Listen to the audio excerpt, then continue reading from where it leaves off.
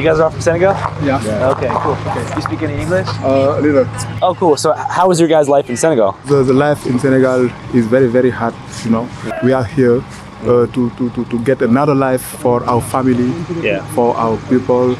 We are very tired in Senegal. Senegal is very hard. That's why we come here to get another life, you know? Yeah. I became a citizen since 1980. I didn't come that way. I passed through the right channel. Why don't them pass through the right channel? They should secure the border. When you think about influential black cities that have influenced African American thought or pro-black thought, a few of those cities come to mind. There's Oakland and the Black Panthers. There's Chicago and Fred Hampton. You got Philadelphia, Richard Allen, the AME Church. There's Memphis. There's Atlanta. If you go to Europe, there's Black London. But I would say the #1 city in the world that has affected the pro-black mindset is Harlem, New York. We all know about the legendary 125th Street. Shout out to my man Sonetter. Harlem has influenced more people in the way that we think than any other city in the black world. The Harlem Renaissance was amazing. A lot of the music and the way that we do things stem from Harlem. But stop the show. Harlem is looking quite differently these days. People know that it got gentrified to a certain degree, but that's one element. There are a lot of immigrants now in Harlem due to the migrant crisis. But there is one group of immigrants who are standing out. West African immigrants, primarily from Senegal. Rewind! Now family, I'm gonna be real. Most of the migration topics I've been talking about on this channel really has to do with Central and South American migrants. But I've kind of shied away from the West African and African migrants. They are also United States. But because of the Kingana YouTube channel and me being a Pan-African, I typically have strayed away from the African side of the migration thing. But it's a real thing and we gotta talk about it. And I didn't want to talk about it, but we gotta talk about it. And what we gotta talk about is they are also in Harlem and they are in there deep. Remember, you had a bunch of Senegalese migrants sleeping inside of a furniture store and Eric Adams was pissed off about it. They've been through hell. This New York City furniture store had been illegally converted into sleeping quarters for more than 40 migrants. City officials shut it down earlier this week. The store's owner said as many as 70 people were staying there because they couldn't afford a place to live after timing out of the city's emergency shelter system. Residents were charged $300 a month for a place to sleep and 3 meals a day. This morning, most of them called me.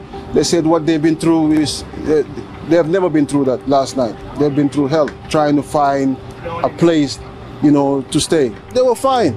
We were fine. We were just, you know, doing what we have to do. The landlord was issued 2 violations from the buildings department. Mayor Eric Adams said officials were still investigating what happened. People should not be living in unsafe environments. Too many people make desperate choices. And at the root of that is the fact that we haven't built enough housing. We really do need to make a dent in terms of the number of homes, safe, decent, affordable homes available to New Yorkers. But Eric Adams ain't the only person pissed off about it. African Americans are also pissed off about it. Now I know what you're gonna say. Well, wait a minute, man. You know, I can see you getting on the other groups, right? But these are West Africans. These are our brothers. These are our brothers and sisters in arms from the continent. If we are to see them struggling, we will take more sympathy on them because they look like us. And that could be true to a certain degree, but that's not how everybody from the African American community feels. But I'll deal with that in just a moment. The first thing I want to deal with is what's going on with so many Senegalese people coming into Harlem. I came from Senegal, went to Morocco, to Spain, to El Salvador, to Nicaragua, and from Nicaragua to Mexico. But there was a lot of trafficking. Before entering the bus, they stop you. They had guns. They put a gun on your head, demanding money. And if you don't have money, they will take everything from you. It's very difficult.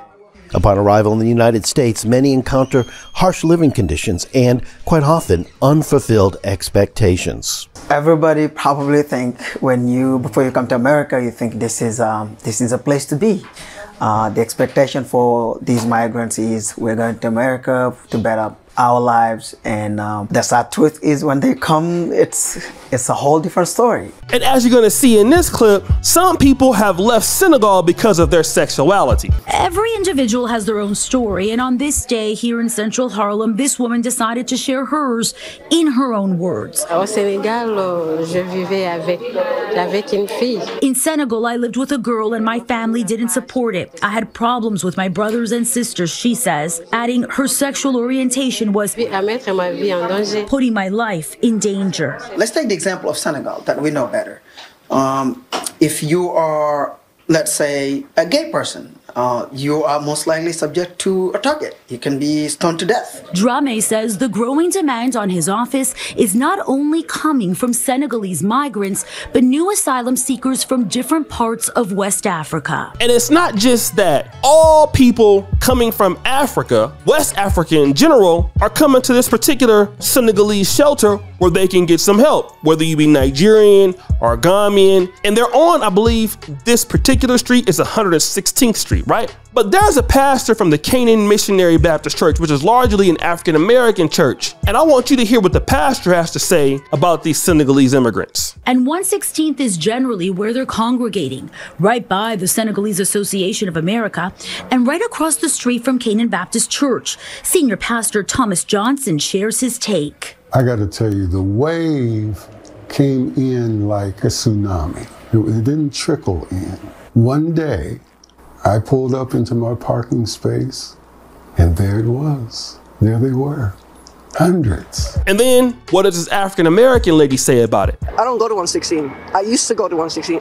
I avoid that area at all costs. Like Anita Elam, who has lived in Harlem for decades. It's overwhelming. It's scary, but it is what it is. Why are you scared?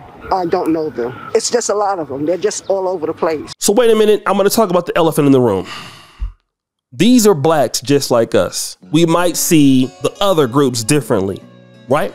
But why do you feel that this lady may have that perspective towards them? Well, because she looks at them, obviously she knows they're black, but they're Africans. So she is not saying like, well, these are our brothers and sisters, let us help them, right? But I'm gonna just be honest. Yvette Carnell talked about this 6 years ago on a video called I'm African American, Not a Kata. And there was a young lady that admitted that her parents don't like blacks. Let's check it out. So my family and I, we have family talks when we come back from church on Sundays. And today's talk revolved around black people. Africans have some type of superiority complex towards black people. They just don't like them. And I mean, a lot of people don't like black people for some reason. But I wanted to know why exactly my parents, why my Nigerian parents don't like black people. I mean, aren't we all black? No, Ada, you are not black. You are not Akata. We are Nigerian. We know where we come from. We are not waywards. Black people are so disrespectful. They do not know how to respect their elders. And what is this Black Lives Matter nonsense? Every single life matters. Foolish gods killing one another. Black Lives Matter. But you are killing yourself. Look at these black teenagers having babies. 15 babies having babies. Pop, pop, pop, pop, pop, pop, pop. They just have babies out of wedlock. And then let's listen to what Yvette Carnell had to say in that video. I want to see if y'all picked up on what she said. Like, I want to really see if y'all picked up on something she said. Throughout it, she said, my parents don't like black people. She didn't even say my parents don't like African Americans. She said my Nigerian parents don't like black people. And I know, like, I want to apologize to I had a Nigerian say, please start going on some other Africans. Go in on Irish people, some Ghanaians. Don't go in on us no more. And I want to thank, I had some great African allies that called in last week, but catch what she said. My parents don't like black people. They don't think they black. And she kept saying them. See, this is the thing y'all gotta understand. Y'all keep saying us, we all black people, we Pan-Africans, we in together. Y'all keep saying us, but they keep saying them. They keep saying them. When somebody says them, that means you're not included in the group. So when you talk to me about solidarity, solidarity don't work unless you got everybody on the same page. That's right. The real fear that people are not talking about when it comes to the West African migration crisis is these people are not seeing themselves as us. We've seen them here enough in our communities to know that they are different than us. And it goes both ways. The West Africans and the migrants can say, hey, we're here trying to get an opportunity. The other people are different from us and they look at us as different from them. So what are we seeing now? You're seeing that energy towards these Senegalese immigrants. And that is because, first of all, these are two different groups of people. Senegalese people and African Americans or Black Americans, however you want to classify them, have really not that much in common. We don't even speak the same language. You understand what the guy said in the video. Many of these people speak a local language or they're speaking French. So that already stops off all communication. Second of all, they're living amongst each other and they eat different foods. They, you heard the guy said people complain about them smelling a certain way, some of them. So again,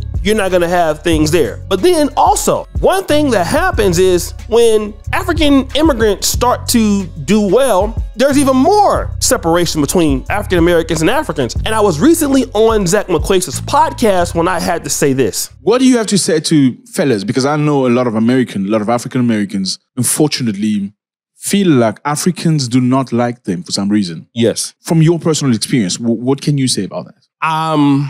Well, I think it's because the Africans started achieving. Okay. In America. Yes, at a high level. Mm-hmm. And the African Americans were not achieving to the same level as some of these immigrants. So then I think because maybe we were making fun of them at a certain point, and then this is an opportunity to get back, or they may have had a Nigerian boss, and it's easy to have a few negative interactions with one or two people. Yeah. And then judge everybody. Castigate the whole entire group. Absolutely. Just like me having a situation with the guy that tried to grab my phone in Uganda. It's easy to say, you're all like that or whatever.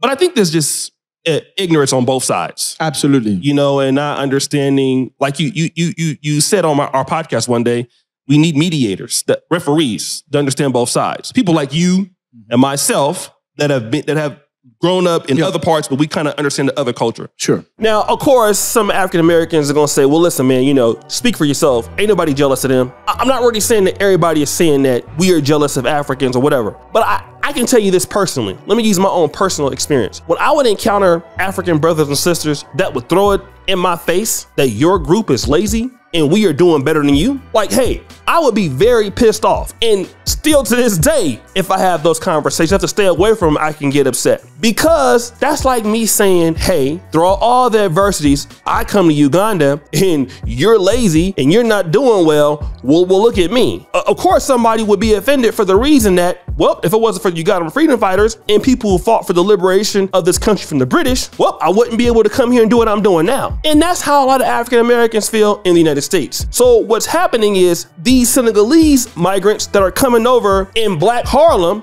which was known as Black Harlem, the way that some people are looking at them is we're gonna classify you with the rest of the migrants that need to go back. It's not gonna be looked at, maybe by some, we need to help these brothers and sisters because they look like us. You're gonna have a lot of blacks who are gonna feel like that. Look, these are Senegalese brothers and sisters. They share our same heritage. We're obligated to do something for them. And you're gonna see that. But you're also gonna see the divide that, listen, they are not our people. They don't look at us the same. They don't accept us the same. When they do well, we don't see them. When they start doing very good, we don't see them. In fact, they're mocking us. When it was our people in slavery that came over here and extended what they have now, that opportunity, but they're getting the health care. They're getting this. They didn't die and fight any wars. And it's also the same when you're living in Uganda. Think about what happened in Ghana with the whole free land thing for the diaspora. What are Ghanaians saying? Listen, we are Ghanaians. We can't even get land. Why are they getting the land? They don't deserve the land. We deserve the land. Now, maybe African migrants can forget when they get to America, you're gonna have African Americans saying the same thing. Looking, y'all didn't die for this. We died for this. In fact, hey, your group is responsible for us being over here. So look, you're not gonna come over here and sell us to there. And then, now all of a sudden you wanna come and replace us here. That's what's gonna happen too. Both sides of the story. What I'm gonna tell you to do is listen, I don't know what to tell you to do, right? Me personally, if I see blacks anywhere in the world that I can help them, I will do my best to try to help them, right? In whatever capacity I can do it. I was living in Europe. I know the world looks at us as the same. I get it. I learned that in Europe. But here's something that I've also learned. we don't look at each other as the same. So it's a case by case basis for me. If I find somebody that tries to use me in my particular contributions that my community gave me, I'm gonna cut that person off, right? But if you're a person that's gonna be valuable to me as I'm trying to be valuable to your community, I will look at that person with the same respect I'm looking for somebody from my community. And I'm sure everybody can accept that and agree with that. So it's a touchy situation. Again, you know, I understand why the Senegalese migrants are trying to get a better life for themselves. They're coming over, you know, to the United States. But hey, I can also see why we have African Americans who are in Harlem who don't even want to go over there to where they're at. I can also see that, right? And just like if we were to come to Africa and we were poor and we were to come here, there are stories of migrants going from Liberia to Ghana. You think they were treated well by Ghanaians all the time? Nope. Rwandese came to Uganda. Well, they are always treated nice? No. Anywhere you're coming from and you don't have resources to contribute to that society, people are going to be upset because you're using resources. And the way that a lot of New Yorkers, a lot of Black New Yorkers gonna look at it is, y'all are getting the resources that we should be getting. Go back to where you came from. That's just how it is. So guys, it's your boy Shadu Jackson, back at it again with another episode here of Kingana. I'm out.